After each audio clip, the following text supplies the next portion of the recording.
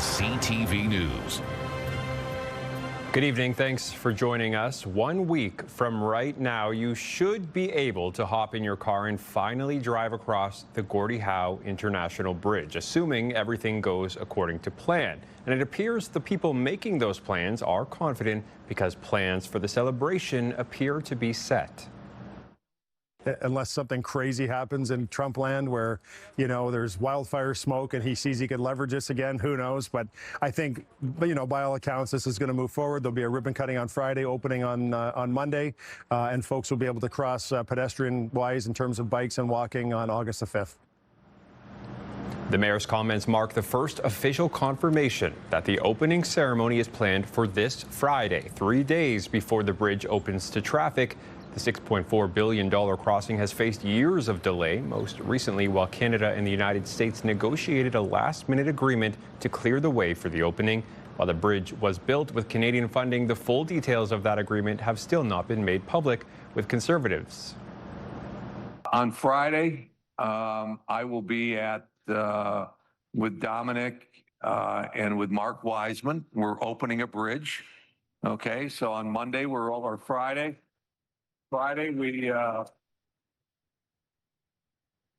we're opening a bridge which shows the collaboration between the two countries and the trade. The U.S.-Canadian friendship, partnership, and success. Thank you. Thank you all.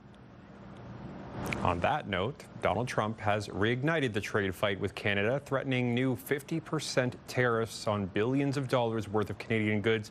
CTV's senior political correspondent, Mike Couture, reports on when the new levies could take effect. A day after concluding co-hosting a successful World Cup, the U.S. is threatening to penalize Canada on the trade field. President Donald Trump signed orders Monday that would slap 50% tariffs on a long list of Canadian exports, including milk products, Canadian alcohol, plywood, hockey sticks, flowers and bulbs, clothing, and paper products. It is extensive, though. It's a big move from the Americans. Brian Clow is the former Deputy Chief of Staff to Prime Minister Justin Trudeau. He's seen this pressure play before in the first Trump administration, but says this negotiation is different. Now the Americans are just hammering Canada and pushing us to make a bunch of one-sided unilateral concessions. So this is the tough spot the Carney government is in. In a statement, Prime Minister Mark Carney vowed to support Canadian workers while saying, quote, over the past 18 months, Canada has made a series of detailed and comprehensive proposals to resolve this dispute and to modernize CUSMA. We stand ready to intensify those discussions in the coming weeks. And some connected to those conversations say there has been progress. I will note that the conversations over the last few months have been productive, and our list of outstanding irritants is down to single digits. So not to be unexpected, but still always disappointing. A senior U.S. official who briefed reporters said the reason for these new tariffs was because of Canada's supply-managed dairy sector, reciprocal tariffs Canada put on some American-made cars, and the ban on U.S. alcohol in some provincial liquor stores. Ontario Premier Doug Ford championed the booze ban, and in a post on X, he went even further, saying if these tariffs proceed, Canada should respond tariff for tariff, dollar for dollar. It really harms industry. It harms companies. It harms our supply chain, and it's extremely unfortunate at a time where we should just be sitting down and concluding an agreement. And there's more pressure to conclude any kind of agreement. While discussions on the trilateral trade deal continue, Canada has just 30 days to convince the U.S. administration not to hit this country with 50% tariffs. Mike Couture, CTV News, Ottawa. At a time of tariffs, uncertainty, and cutbacks across the auto industry, Unifor says its new deal with Ford delivers something just as important as higher wages: confidence in Windsor's future. CTV's Sanjay Maru reports. For Ford workers in Windsor, the biggest part of their new contract may not be the money, but the possibility of a third shift at the Essex engine plant. We can bargain everything but the kitchen sink, but if you don't have job security, people aren't going to be able to enjoy everything else. The third shift is being forecasted for the future and is not a guarantee, but the new agreement backs the proposal with a $700 million investment in Ford's Windsor operations, which will expand and modernize the Essex engine plant, helping maximize 5-liter engine production and support development of larger engines. The deal also comes with 3 years of labor stability, 3% annual wage increases, cost of living protection, and up to $12,000 in first-year bonuses for eligible workers. It sends a message that if you want to sell in Canada, you need to build in Canada, you need to invest in Canada. Speaking on AM 800 this morning, Unifor National President Lana Payne says the agreement was reached against a backdrop of deep uncertainty with U.S. tariff threats, changing electric vehicle plans, and cutbacks at other Canadian auto plants. But following this latest agreement, union leaders say the combination of new investment, job security, and future product commitments puts Windsor's Ford operations in a strong position for years to come. When it comes to that third shift, do you have any idea how many jobs that would create? Several hundred, I would think, by the time we're done, and that's, I think, incredibly important there in and of itself, because it also means that we will be building more engines, and that's what Ford is forecasting for now. Unifor says it made a deliberate decision to reach a deal before the existing contract expired in September. The union says Ford has 2 major product launches planned for that month, and it did not want a labor dispute to put those launches or future Canadian investment at risk. They've shown us that they're investing in Canada, so we thought if there's ever a way of doing this, this was it. Sanjay Maru, CTV News.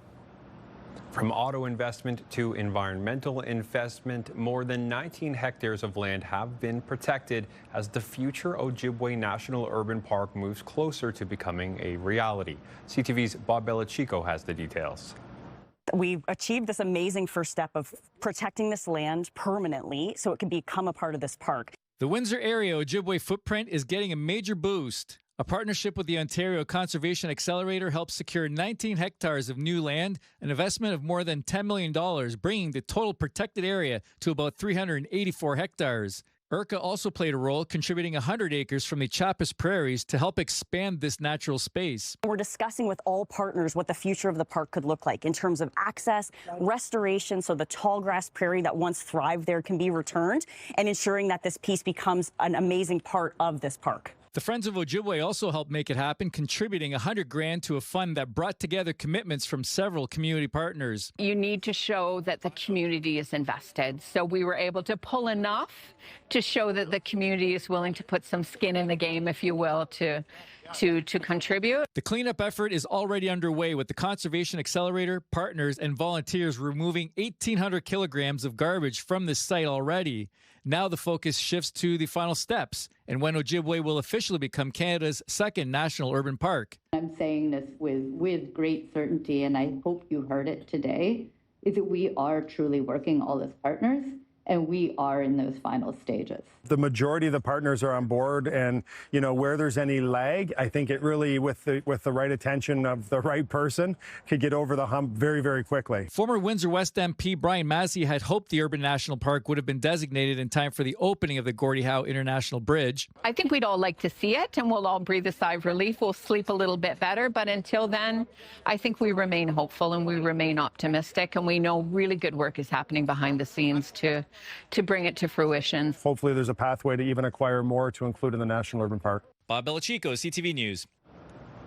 1 year after expanding to round-the-clock care, Windsor's Mental Health Urgent Crisis Center is marking a milestone. As CTV's Chris Campbell reports, more than 4,200 visits later, officials say the service is doing exactly what it was designed to do. The Mental Health and Addictions Urgent Crisis Center opened around-the-clock service 1 year ago, giving people in need of such help an alternative to a traditional emergency department.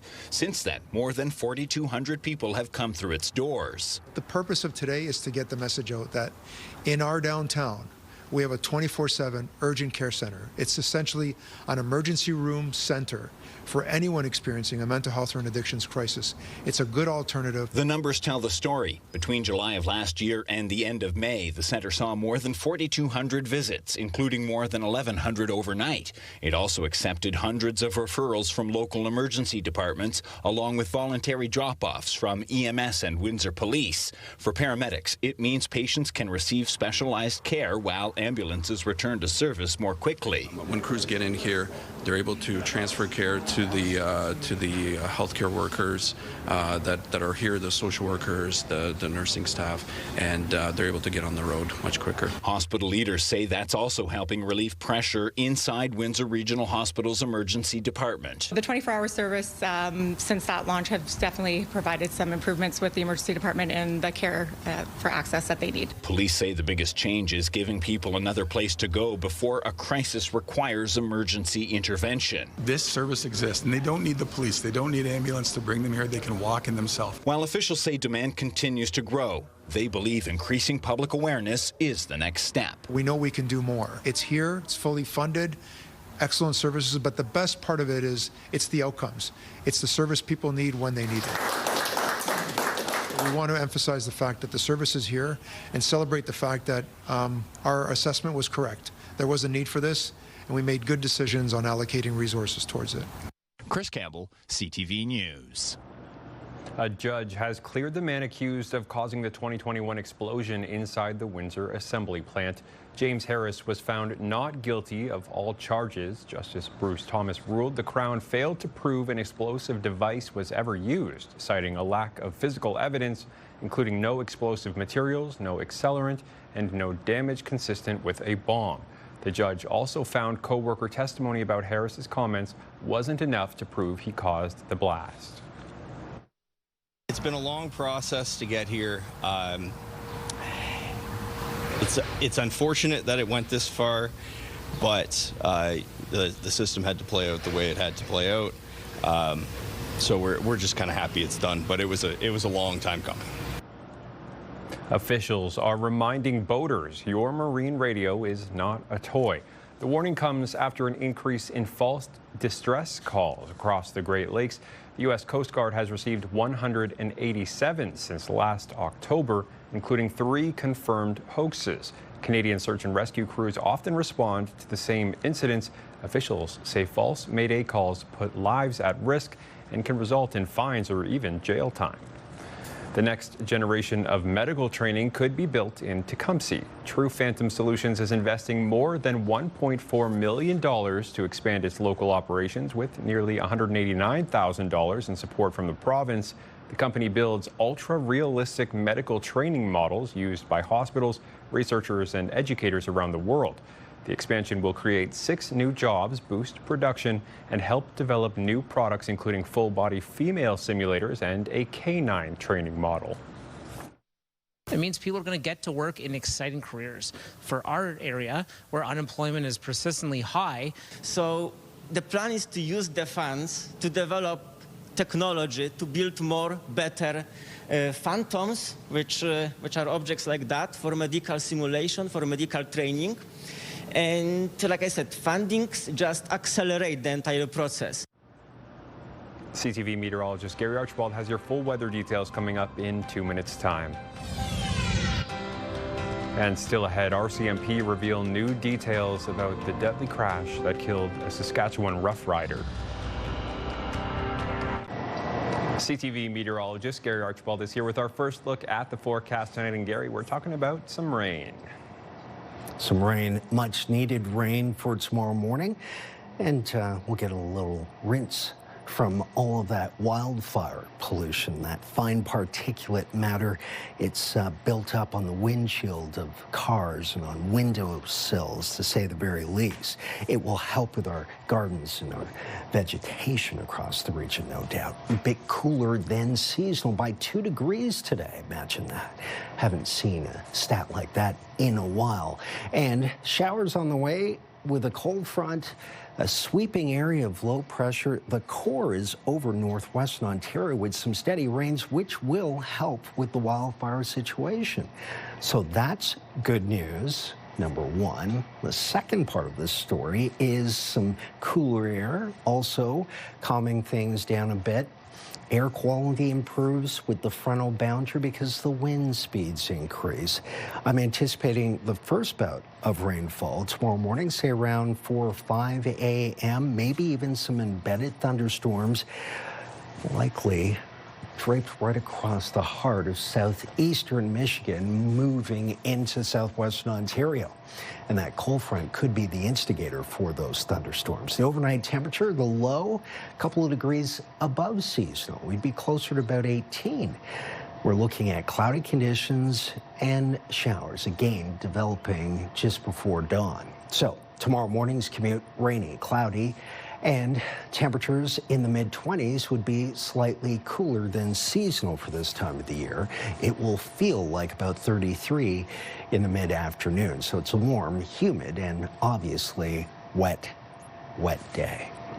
Take a look at our 7-day forecast put together for us. In terms of daytime highs again, we're all over the place. Next couple of days, we will be seasonal tomorrow with the rain as mentioned, but feeling like 37 close to about 3 o'clock, then down to 22 degrees Celsius. The cooler air mass introduced holds on and has impact, so 6 degrees below seasonal and still below seasonal on a sunny Thursday and Friday. Sunshine from Wednesday to Friday. High UV index of at least 9+ anticipated, so enjoy it, but protect yourself, of course. Saturday, fair and warmer, back to 29, close to 30 degrees, and then Sunday, Monday, increase in cloudiness and near 30 degrees, slightly above that mark or slightly below as we head towards Monday. So, rain on the way, we need it, sunshine through the midweek, and temperatures rising thereafter. Let's look at your weather. Thank you, Gary. The fallout continues for former Minister Stan Cho. First, it was his hotel expenses. Now, new records detail tens of thousands of dollars spent on restaurants, hotels, and travel. Here's CTV's John Woodward. Toronto's Albany Club bills itself as Canada's preeminent club for conservative-minded leaders. And former Ontario Tourism Minister Stan Cho must have felt very like-minded. He spent more than $9,000 there on food, beverage, and catering in 3 years. The money was from donations to his constituency association and also from the public per-vote subsidy the association gets. His approved expenses over 3 years included more than $10,000 to Nome Izakaya Japanese Tapas Bar, more than $16,000 to the Sher-e-Punjab restaurant. All in, his food and beverage expenses added up to about $100,000. He's living a life of the rich and famous, not only on the taxpayer dime, but on his supporters' dime. Cho already submitted his resignation to the Premier after news he'd billed for hotel stays in Toronto, where he lives. But he billed his constituency for more trips. Cho spent more than $6,000 on airfare and $12,000 on hotels, including stays at the Fairmont Chateau Laurier in Ottawa and the Rimrock Resort in Banff. One hotel he billed for, the Clock Tower Inn, is only about a 3-hour drive away. The NDP's Marit Stiles also making an Integrity Commissioner complaint about Brampton MPP Hardeep Singh Grewal, whose constituency association spent money on an ad buy in his father's newspaper. All of those MPPs and ministers that have filed these outrageous expenses, do they still have the confidence of this Premier? And I will say, for me, the rot starts at the top. The Premier condemning the older hotel expenses. They're all paying it back, and it's unacceptable. If you guys think for a second I'm happy about this, you're wrong. It's unacceptable. They're all paying it back. Simple as that. But not addressing questions about Cho's newly discovered constituency expenses or saying whether Cho should stay on as an MPP. Other PC MPPs that billed the taxpayer for hotels have promised to repay their expenses, but so far appear to be keeping their jobs. John Woodward, CTV News. As wildfires continue to burn from coast to coast, experts say the biggest question isn't whether Canada will see more of them, but why they're becoming so much more intense. CTV's Heather Wright reports. Nearly 1,000 wildfires are burning across Canada right now, most of them caused by lightning, and many considered out of control. These fires are so intense that you almost can't fight them. You almost have to move people away from the fire zone, and even water bombers can't do it. It's almost you need weather. I mean, weather caused many of them, and weather has to put them out. And while fires are part of the natural ecosystem in northern Canada, climate change means summers are warmer, the vegetation is drier, making fires more extreme. We have had bad fire seasons in the past, but we have bad fire seasons more often now because of climate change. That's quite obvious. This year is already rivaling 2023, the most destructive fire season in Canadian history. Thousands of people have been evacuated from their homes and air quality has been impacted in major cities across North America. But forestry professor David Martel refutes claims that these fires are caused by forest mismanagement. There's no truth whatsoever to those. We know how to manage forests and we know how to manage fire. But however, we cannot extinguish every fire that occurs, and sometimes these agencies get overwhelmed. Experts say the biggest contributing factor to intensifying forest fires is climate change, but there are things communities can do to protect themselves. That could include constructing fire breaks, clearing debris along the perimeter of town, and building homes with fire-safe material. Heather Wright, CTV News, Toronto.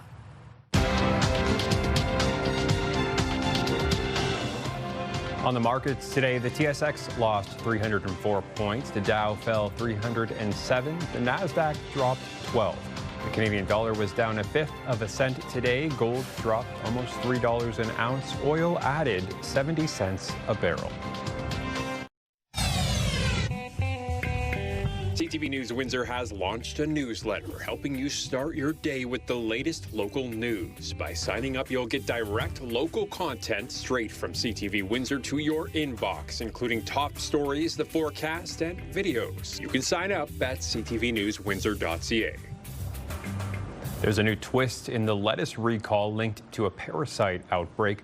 The U.S. FDA now says one lettuce sample that tested positive for Cyclospora was actually a false positive. The investigation continues to focus on Taylor Farms, which has recalled dozens of products. The CFIA says it's reviewing the latest information, and there are still no reported outbreaks in Canada.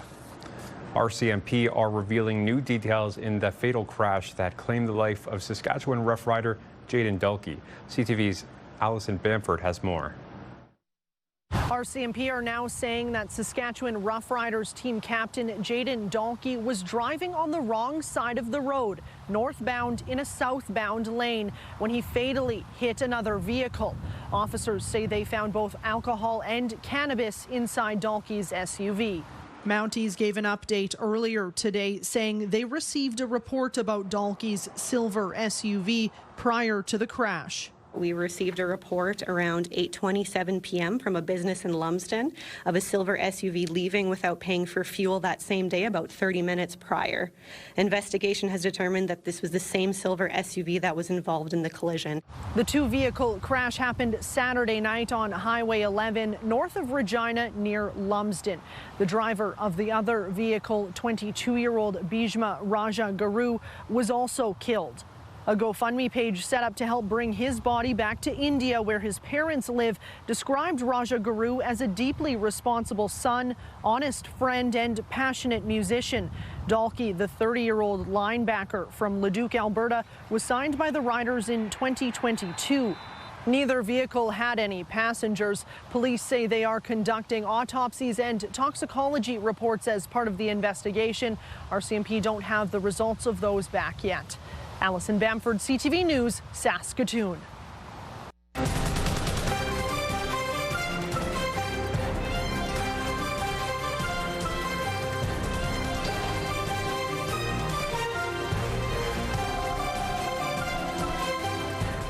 And let's take one last look at the 7-day forecast with CTV meteorologist Gary Archibald. And Gary, we have to remember not to forget our umbrellas tomorrow. We can't forget our umbrellas tomorrow. That's, I think, good advice. Absolutely, especially starting early. Thunder shower activity early is a possibility near daybreak. So say around 6, 7 a.m., and some of us are already headed out to work. We'll see some intermittent showers perhaps through the afternoon. Reach a high of 28 degrees and looking at a cooler air mass thereafter from Wednesday through Thursday and Friday. It will clear, it'll be sunny, but a high UV, and temperatures down to 22. But a rebound's coming as we head towards Friday, Saturday, Sunday, Monday.